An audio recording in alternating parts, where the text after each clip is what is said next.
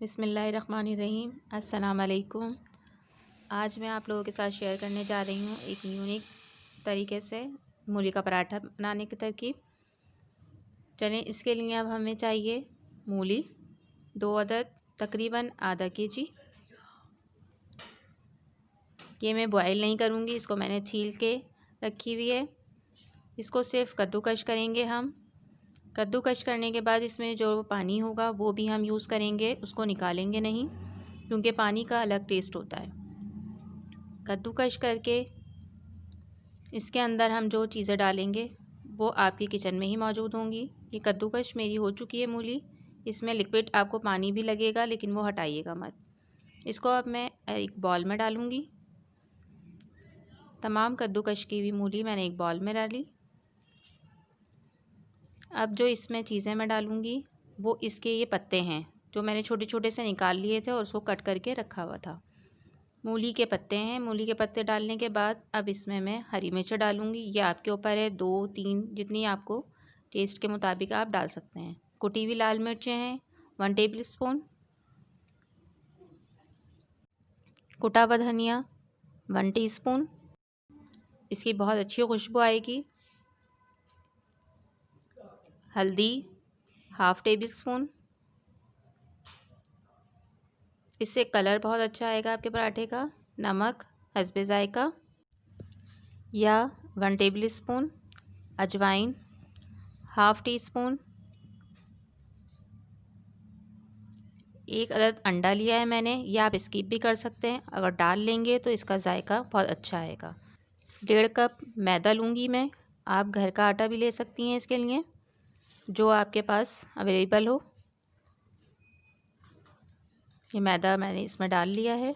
اب میں اس میں پانی ڈالوں گی تاکہ اس کو ہم ملا سکیں۔ پہلے میں ابھی اس کو ملا رہی ہوں تاکہ یہ چیزیں جو ہیں ایک ساتھ مل جائیں اچھی طرح سے۔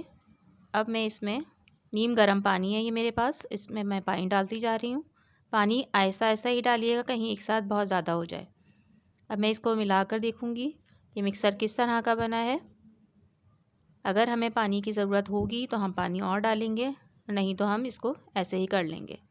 ابھی اس میں پانی کی ضرورت ہے، اس میں ہم اور پانی ڈال سکتے ہیں، بس ہمیں اتنا رکھنا ہے کہ وہ اسپون میں سے ہم آرام سے توے پہ یا پین میں ڈال سکیں۔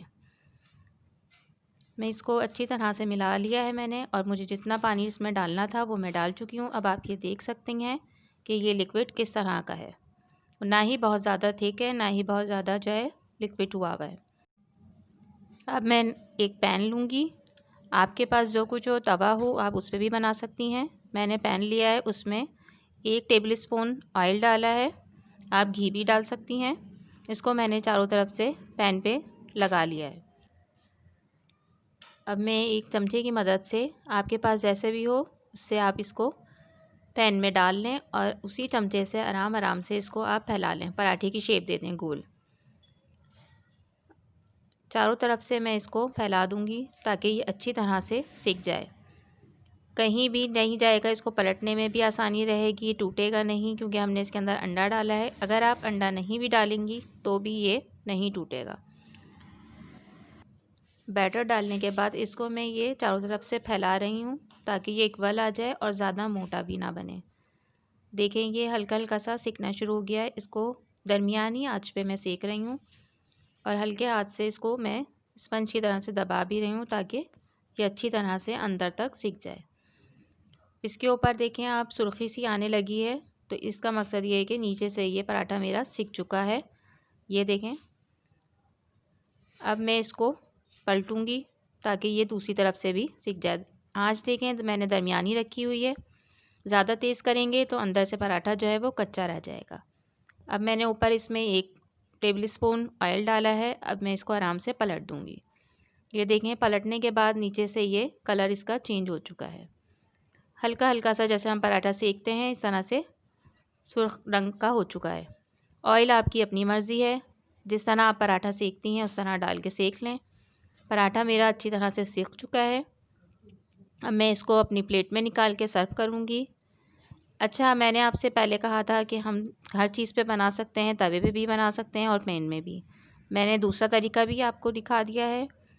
یہ میں نے توے پہ ڈالا ہے، سیم وہی چیز آئے گی. اس کو پھیلائیں گے، آئل ڈالیں گے اور اس کو آرام سے ہم سیکیں گے. توے پہ بھی سیک سکتا ہے اور پین میں بھی سیک سکتا ہے. پراٹھا میرا تیار ہے. اس کو ہری چٹنی کے ساتھ، اچار کے ساتھ، رائتے کے ساتھ آپ سرو کر سکتی ہیں. ملتے ہیں ہم اپنی نیکسٹ ریسیپی کے ساتھ انشاءاللہ. اللہ حافظ.